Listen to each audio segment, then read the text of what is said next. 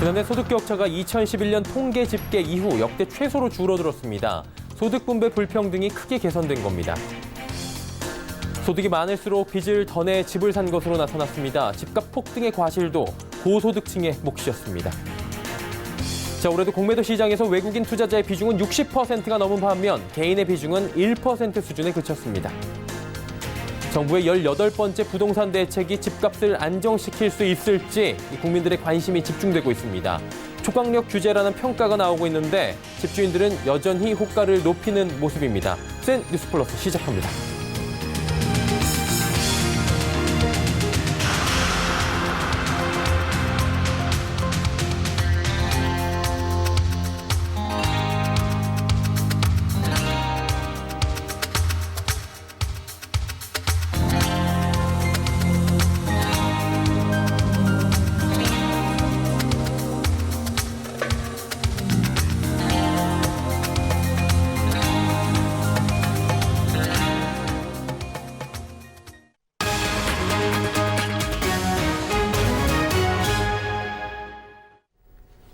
시청자 여러분 안녕하십니까? 센 뉴스플러스 서정덕입니다. 지난해 소득 격차가 2011년 통계 집계 이후 역대 최소로 줄어들었습니다. 기초연금과 실업급여 인상 등 각종 복지제도 확대로 소득 하위 가구의 공적 이전 소득이 늘어나면서 분배가 개선됐다는 평가입니다. 양한나 기자입니다.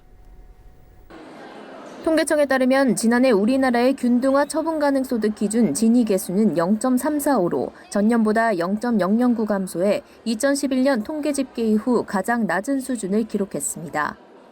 진위계수는 소득 분배의 불평등도를 나타내는 지표로 0이면 완전 평등, 1이면 완전 불평등으로 0에 가까울수록 소득 분배가 균등해지는 셈입니다. 정부의 복지정책 확대로 공적 이전 소득이 늘어나면서 소득 하위 20%인 1분위 가구의 소득이 전 가구 중 가장 큰 폭으로 늘어난 반면 소득 상위 20%인 5분위 가구의 소득이 가장 적게 늘었습니다. 소득 수준이 중위 소득의 절반 이하인 빈곤층의 비율은 2년째 감소하며 역대 최저로 떨어졌습니다. 소득 상위 20% 계층의 평균 소득을 소득 하위 20% 계층의 평균 소득으로 나눈 5분위 배율은 균등화 처분 가능 소득을 기준 지난해 6.54배로 전년보다 0.42배포인트 감소해 역시 2011년 이후 가장 낮았습니다. 감소폭 역시 2015년 이후 최대입니다. 소득 5분위 배율 역시 수치가 낮아질수록 분배가 균등한 것으로 해석됩니다. 지난해 1분위 가구의 경상소득은 1,104만 원으로 전년보다 4.4% 늘어 전 소득계층 중 증가폭이 가장 컸습니다. 공적 이전 소득이 11.4%, 사적 이전 소득이 17.6% 급증한 반면 근로소득은 8% 감소했습니다. 공적 이전 소득은 공적연금과 기초연금, 장애수당, 기초생활보장지원금, 근로장려금, 양육수당 등입니다. 사적 이전 소득은 가족과 친지, 지인으로부터 얻는 소득입니다. 5분위 가구의 경상소득은 1억 3,754만 원으로 전년보다 1.7% 늘어 증가폭이 가장 작았습니다. 근로소득은 6.3% 늘었지만 사업소득이 11.7% 급감한 탓입니다. 서울경제TV 양한나입니다. 소득이 많을수록 빚을 더 내 집을 산 것으로 나타났습니다. 집값이 폭등한 데 따른 과실도 고소득층이 가져갔습니다. 통계청 조사에 따르면 지난 3월 기준 전체 가구의 자산 대비 부채 비율은 18.3%로 전년 대비 0.1%포인트 올랐습니다. 부채 규모를 소득 구간별로 보면 상위 20%에 해당하는 5분위는 3.3%가 늘었고 하위 20%인 1분위는 오히려 0.2%가 줄었습니다.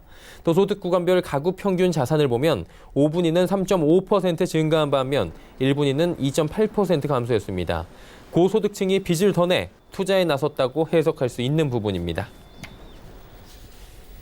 올해도 공매도 시장은 기울어진 운동장이라는 오명을 벗지 못하고 있습니다. 외국인 투자자의 공매도 거래 비중이 60%가 넘는 반면 개인 투자자는 1% 수준에 그쳤습니다. 공매도는 주가 하락이 예상되는 종목의 주식을 빌려서 판 뒤 주가가 내려가면 싼 값에 다시 사들여 빌린 주식을 갚아 차익을 남기는 투자 기법입니다. KRX 공매도 종합포털에 따르면 올 들어 11월까지 주식시장 공매도 거래대금 96조 7,194억 원 중 개인 투자자는 1조 788억 원을 거래해 1.1% 비중에 그쳤습니다. 반면 외국인 투자자 거래대금은 60조 7,519억 원으로 62.8%에 달했고 기관 투자자 거래대금은 34조 8,802억 원으로 36.1%를 차지했습니다. 정용진 신세계 부회장이 요리 연구가 백종원 씨의 부탁을 받고 못난이 감자 30촌을 사들인 미담을 기억하실 겁니다. 그런데 정작 정 부회장이 오너로 있는 이마트 직원들은 못난이 감자만두 목탄 대접을 받고 있다고 호소하고 있다고 합니다. 무슨 일인지 문다혜 기자가 짚어드립니다. 최근 이마트가 30톤 물량의 못난이 감자 판매에 나섰습니다. 그룹 오너인 정용진 부회장이 상품성이 떨어져 폐기되는 감자를 사달라는 백종원 요리연구가의 부탁을 통 크게 수락한 것입니다. 하지만 이를 지켜보는 이마트 직원들의 마음은 편치 않습니다. 못난이 감자보다도 못한 대우를 받고 있다는 씁쓸한 때문입니다. 노조에 따르면 현재 이마트 노동자의 기본급은 81만 2천 원. 여기에 각종 수당이 붙어야만 최저임금 언저리의 임금이라는 호소입니다. 저희 가치가 기본급 81만 원짜리는 아니거든요. 저희가 하는 일도 그렇고 그리고 저희 사람이잖아요. 저희도 제 값을 받아야 된다고 생각을 해요. 근데 노조는 못난이 감자의 상품성을 인정해 제값에 판매하는 것처럼 직원의 처우도 정상화해달라고 요구하고 있습니다. 정용진 부회장께서 생각을 해보셔야 될 일이라고 생각을 해요. 저희 노동자들을 자기 직원으로 생각을 해준다면 현재 이마트사 측은 2020년 임금 동결을 주장하고 있는 상황. 노조는 사측이 적은 기본급을 유지하는 것은 사측의 상여금 등의 급여를 조금이라도 더 적게 주기 위한 꼼수라고 지적하고 있습니다. 대형마트 업황이 어려운 가운데 이마트 노조가 기본급 정상화 조치가 있을 때까지 각종 대응에 나서겠다고 예고해 올해 임단협 체결에 적잖은 진통이 예상됩니다. 서울경제TV 문다혜입니다.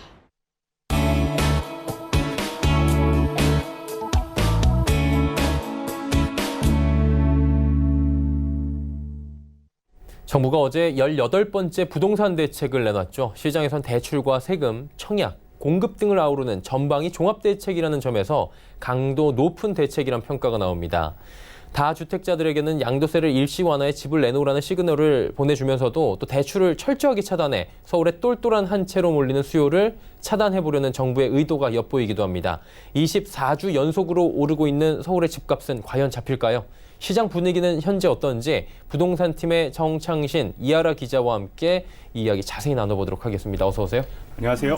네, 어제 종합대책이 나온 겁니다. 서울에는 강남 송파 지역에 15억 원이 넘는 아파트들이 사실 굉장히 많이 신축 아파트 기준으로 있는 상황이고요.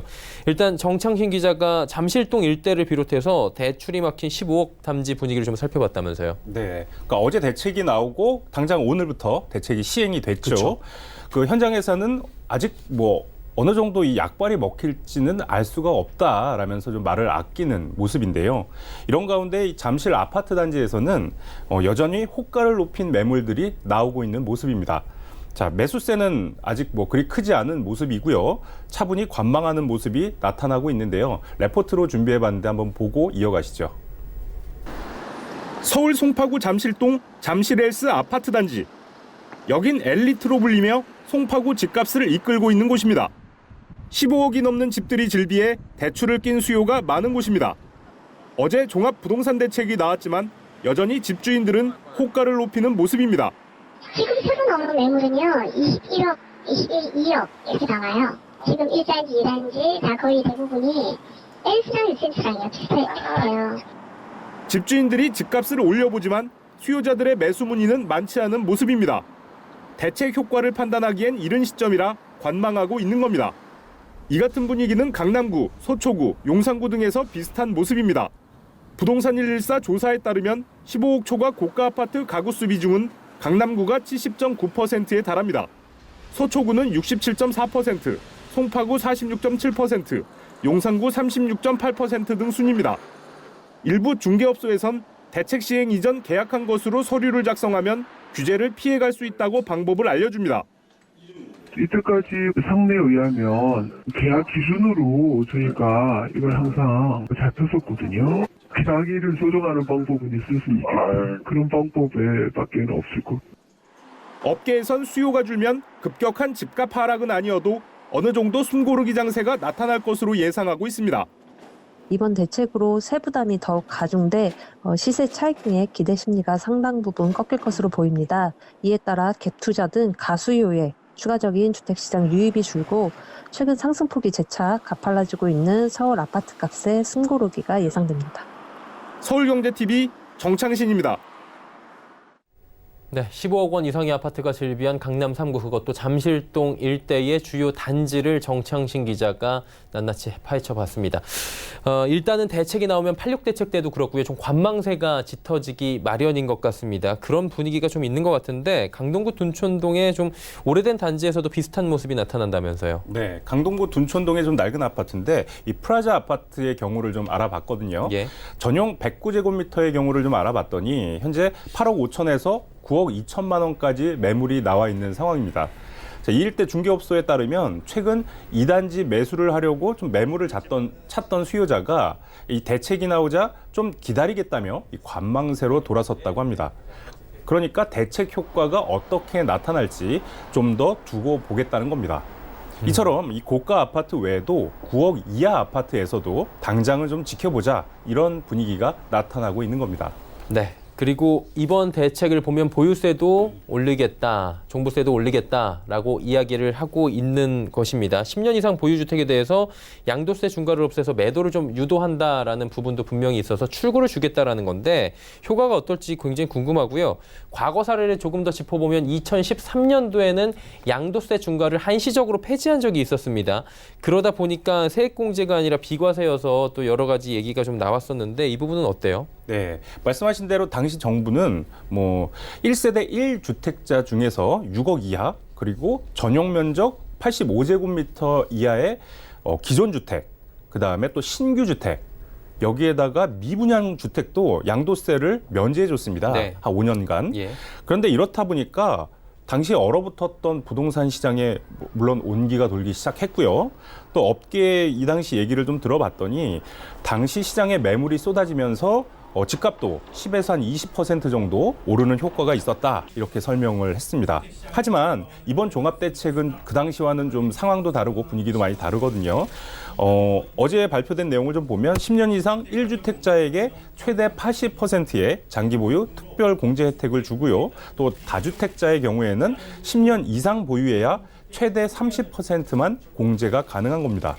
그러니까 이런 매물이 얼마나 쏟아지겠느냐, 이런 얘기들이 좀 나오고 있고요. 또 여기에다가 정부는 이미 우리 다주택자들을 임대사업자로 등록해라, 이렇게 끊임없이 유도해 왔는데 최근까지도 꾸준히 늘었어요. 그래서 국토부에 확인을 좀 해봤더니 10월 기준인데 등록된 임대사업자가 총 46만 5천 명이었고요. 또 등록된 임대주택 수도 총 147만 9천 가구에 달했습니다. 그런데 이렇게 임대주택으로 등록한 이 주택은 최대 8년간 집을 내다 팔 수 없게 돼 있거든요. 그러니까 이 임대로 등록한 주택들이 시장에 매물로 나올 가능성은 더 희박해지는 겁니다. 예, 한마디로 매물을 좀 소화하려고 하는 시장이 있지만 그 시장 안에서 걷어들일 수 있는 매물의 수가 굉장히 적어져 있다라는 부분이 지금 분석이 되고 있는 거고요. 이하라 기자하고 이제 좀 이야기를 해봐야 될 것 같은 게 15억 이상에 대해서 이제 대출이 막힌 겁니다. 대출이 막혔기 때문에 수요가 좀 위축되지 않을까라는 생각을 할 수도 있지만 반대로 똘똘한 함체에 집중되는 모습이 보이면서 매수세가 꾸준하면 상승할 가능성도 있다라는 얘기도 있잖아요. 네, 어제 발표 내용은 15억을 초과하는 아파트는 대출 없이 현금으로만 사라는 겁니다. 예. 15억 넘는 고가 주택에 대한 대출을 막아놓으면 15억 넘는 고가 주택의 신규 매수가 줄어들지 않겠냐 하는 게 정부의 바람인데요. 문제는 이 발표가 현실적으로 집값 안정까지 영향을 줄 수 있느냐 하는 점입니다. 집값이 떨어지려면 기본적으로 매물이 시장에 많아야 됩니다. 쉽게 말해서 사람들이 집을 다 팔아서 매물이 시장에 많이 나오거나 아니면 새로 집을 지어서 신규 공급이 많던지 이렇게 돼야 된다는 건데요. 공급 측면부터 살펴보면요. 지금 규제가 막혀 있는 상황에서 내년에 고가주택의 공급이 늘 거라는 관측은 좀 어렵습니다. 최근 한남 3구역 사례만 봐도 정부가 재건축, 재개발을 틀어막고 있는 상황인데요. 고가주택 공급이 줄면 줄었지 늘어나지는 않을 전망입니다. 그러면 고가주택을 보유하고 있는 사람들이 이번 대책으로 줄줄이 이제 매물을 내놓을까 이걸 살펴보면요. 이 부분에 대해서도 시장 반응은 좀 부정적입니다. 부동산 흐름이 단순히 부동산 정책 그리고 부동산 시장 반응만으로 이루어지는 게 아니기 때문인데요. 전문가들은 저금리가 장기화되고 있는 상황에서 시중에 유동자금은 많은데 이자가 크게 줄었기 때문에 부동산에 돈이 몰릴 수밖에 없다고 분석했습니다. 한마디로 현금을 많이 쥔 사람일수록 투자할 수 있는 곳이 부동산밖에 없다라는 건데요.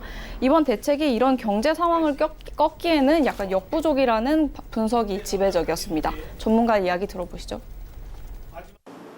15억 초과 아파트를 이미 보유하신 분들이 당장 매물을 내놓기보다는 주변에 거래되는 사례라든지 또는 이런 시장의 가격 변동 추이를 지켜보다가 내놓을지 가지고 갈지를 판단할 것 같습니다. 거래도 안 될 거 아니에요. 어차피 대출이 안 되니까. 고가 아파트에 대한 대출이 막힌 상황이기 때문에 수요가 줄 것이고 그렇다면 보유자들이 생각하는 제값을 다 쳐서 팔 수 없는 상황이기 때문에 결과적으로 보유자들이 당장 매물을 내놓지 않을 거라는 분석이 지배적이었습니다. 네, 대출을 옥죄는 부분 외에도 대책이 또 나온 부분이 공시지가의 현실화 부분입니다. 지금 한 60% 정도에 머물러 있다라고 시민사회 단체가 워낙에 강경하게 지금 주장을 하고 있는 부분이었는데 이하라 기자가 이 부분을 조금 더 설명을 해 주실까요? 네, 내년부터 공시가격이 크게 오르게 되면 다주택자의 세금 부담은 커질 것으로 관측됩니다. 국토부가 오늘 공시가격 신뢰성 제고 방안을 내놓았는데요. 30억 이상 되는 아파트는 현실화율이 80%까지 오르는 등 고가주택일수록 공시지가가 많이 오르게 됩니다. 시세가 9억 원이 넘는 강남권이나 이른바 마용성 등 일부 단지에서 시세 9억 원 이상인 공동주택 공시가격이 20에서 30% 이상 오르는 등 다주택자 보유세는 50% 이상 상승될 예정입니다. 예를 들어 설명하면요. 강남구에서 84제곱미터 아파트의 경우 현재 시세가 23억 5천만 원으로 올해 33.5% 올랐다면 내년도 공시가격은 17억 6,300만 원으로 53% 오르게 됩니다. 이렇게 되면 보유세는 629만 7천만 원으로 50% 상승합니다. 또 강남구 50제곱미터 아파트와 서초구 84제곱미터 아파트 두 채를 가진 집주인이라면 강남구 아파트가 올해 21.3% 올라 21억 6천만 원이 됐고 서초구 집이 20.1% 상승해 34억 원이 됐다면 공시가격은 각각 16억 400만 원과 26억 9,500만 원으로 오르게 됩니다. 이 경우 보유세는 7,480만 2천 원으로 95.9% 오르게 됩니다. 다만 정부가 지나친 가격 급등을 이제 막기 위해서 현실화율 인상분에 대해서 상한을 두기로 했는데요. 상한은 9억에서 15억 원은 8%포인트, 15억에서 30억 원은 10%포인트, 30억 원 이상은 12%포인트입니다. 네, 공시지가 현실화와 관련된 정부의 대책 오늘 발표가 됐는데 이야기 자세히 들어봤고요. 매매 시장과 별개로 이번 대책은 분양 시장에도 영향을 좀 줄 것이란 이야기가 나오고 있는 상황입니다. 내년 초에 대단히 일반 분양을 앞두고 있는 전국 최대 규모입니다. 둔촌 주공 아파트 상황인데요. 유민호 기자가 시장 분위기가 어떤지 짚어봤다고 합니다. 만나보시죠. 국내에서 가장 큰 재건축 사업을 진행 중인 둔촌주공 아파트. 현재 분양가를 두고 재건축 조합과 주택도시보증공사 간 막판 줄다리기를 앞두고 있습니다. 내년 상반기 청약시장 최대어로 꼽힙니다. 대출과 청약 규제 등을 담은 정부의 1216 부동산 대책이 나온 다음 날 단지 일대 중개업소는 차분한 모습입니다. 없어야지. 이제 막 직원되고 이거 좀 지나봐야지. 글쎄 뭐 당분간은 좀 주춤하지 않을까 싶어요. 1216 대책으로 민간택지 분양가 상한제가 적용되는 지역이 크게 늘었습니다. 서울 27개 동에서 수도권 322개 동으로 확대됐습니다. 서울에선 강남 4구를 포함해 마포, 용산, 성동구, 이른바 마용성이 모두 묶였고 과천과 광명 등 집값이 들썩였던 일부 지역도 분양가가 제한됩니다. 분양가가 묶이는 곳이 대폭 늘면서 내 집 마련을 원하는 수요자의 발길은 청약시장으로 더 쏠릴 것으로 관측됩니다. 올해 1분기 서울 아파트의 평균 청약 경쟁률은 11대 1 정도였지만 지난 8월 상한제 공론화 이후 경쟁이 치열해지면서 지난달 기준 41대 1로 뛰었습니다. 대출이라든가 여러 가지로 걸림돌이 있기는 하지만 새 아파트 기대 수요가 크기 때문에 청약 시장으로의 쏠림을 계속해서 이번 대책으로 분양가가 15억 원이 넘으면 주택담보대출이 아예 막히지만 현재도 허그가 분양가 9억 원 초과 주택은 중도금 대출을 해주지 않아서 큰 영향은 없을 거란 분석도 나옵니다. 서울경제TV 유민호입니다. 정부의 역대급 부동산 대책이라고 현재 이야기가 나오고 있는 12.16 부동산 대책이 발표가 된 지 하루가 지났습니다. 하루가 지났지만 시장의 반응은 굉장히 또 여러 가지 모습으로 나타날 수 있어서 저희가 또 자세히 짚어드려 봤습니다. 오늘 부동산팀의 정창신, 이하라 기자와 함께했습니다. 고맙습니다. 감사합니다.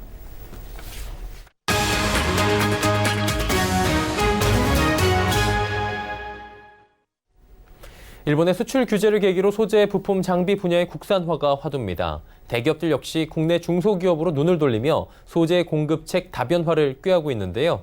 자, 이에 정부가 역량이 있는 소재, 부품, 장비 분야의 중소기업을 선정해 강소기업 육성에 나섰습니다. 김혜영 기자가 전해드립니다.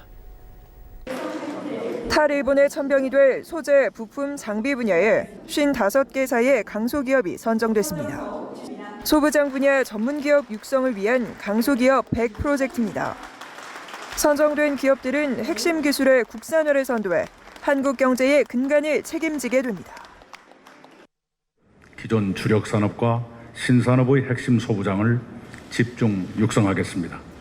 소부장 강소기업 100의 출범은 그 첫걸음입니다.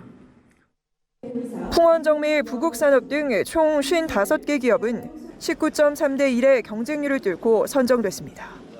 분야별로는 부품 22개사, 소재 17개사, 장비 16개사입니다.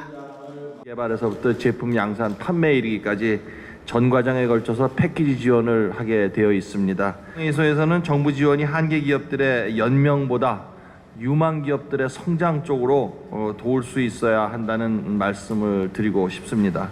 강소기업 100이 이러한 생산적인 활용에 아마 좋은 예가 될 것으로. 이들은 향후 5년 동안 기술 개발부터 사업화까지 전주기에 걸쳐 최대 182억 원을 지원받습니다. 또한 수요 대기업과 중소기업의 분업적 상생 협력도 촉진할 계획입니다. 박영선 중기부 장관은 선정된 강소기업들에 대해 모니터링과 철저한 사후 관리를 통해 기술 자립은 물론이고 신산업 창출에 앞장서겠다고 밝혔습니다. 서울경제TV 김혜영입니다. 대한건설협회 제28대 회장에 김상수 한림건설 회장이 선출됐습니다. 건설협회는 오늘 서울 강남구 논현동 임페리얼 팰리스 호텔에서 회장 선출을 위한 임시총회를 열고 한 회장을 차기 신임 회장으로 선출했습니다. 내년 3월 1일부터 임기를 시작해 4년간 맡게 됩니다. 김 당선자는 건설산업의 재도약을 위해 힘써달라는 기대에 어떻게 부응할 것인가에 대한 무거운 책임감을 느낀다며 모든 열정과 경험을 바쳐 건설업계와 협회의 발전을 위해 혼신의 힘을 기울이겠다고 소감을 밝혔습니다. 김 당선자가 회장으로 있는 한림건설은 지난 1980년 설립된 경남 창원 소재 건설사로 올해 시공 능력 순위는 91위입니다.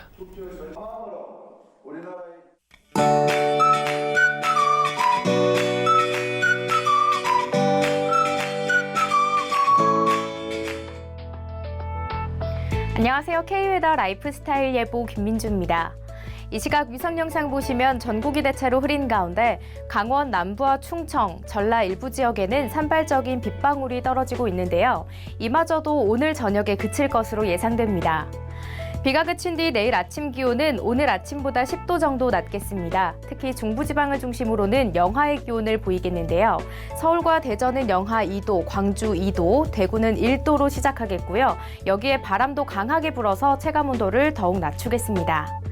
내일 날은 춥지만 하늘엔 구름만 지나겠습니다. 하지만 동해안 지역은 동풍의 영향으로 비 또는 눈이 내리겠는데요. 강원 영동과 경북 북부 동해안에 10에서 20mm, 그 밖에 동해안에는 5mm 내외의 비가 내리겠고 기온이 낮은 강원 산간을 중심으로는 3에서 8cm의 눈이 내려 쌓이겠습니다. 내일은 중국 북부지방에서 남하하는 고기압의 가장자리에 들겠습니다. 다음은 자세한 지역별 날씨입니다. 중부지방의 아침 기온은 영하권으로 떨어지겠습니다. 수원은 영하 3도, 그 밖의 지역은 영하 2도로 시작하며 춥겠습니다. 동해안 지역 강원 영동은 새벽부터 비가 오겠습니다. 이 비는 저녁에 그치겠고요. 속초와 강릉의 낮 기온 7도가 되겠습니다. 남부지방 오후부터 점차 맑아지겠습니다. 내일 아침 기온은 전주 1도, 부산 6도, 대구 1도로 출발하겠습니다. 바다의 물결은 남해상에서 최고 3m, 서해와 동해상으로는 4m까지 매우 높게 일겠습니다. 당분간 비 예보 없이 구름만 지나겠지만 이번 주말 제주도에는 비가 내리겠습니다. 날씨였습니다. 어제 서울 관내에서 31명의 음주 단속에 적발됐다고 합니다. 음주운전은 살인 행위입니다. 그리고 무엇보다 내 가족이 잠재적 피해자가 될 수 있는 만큼 택시나 대리운전 반드시 이용하셔야 될 것 같습니다. 뉴스 마칩니다. 고맙습니다.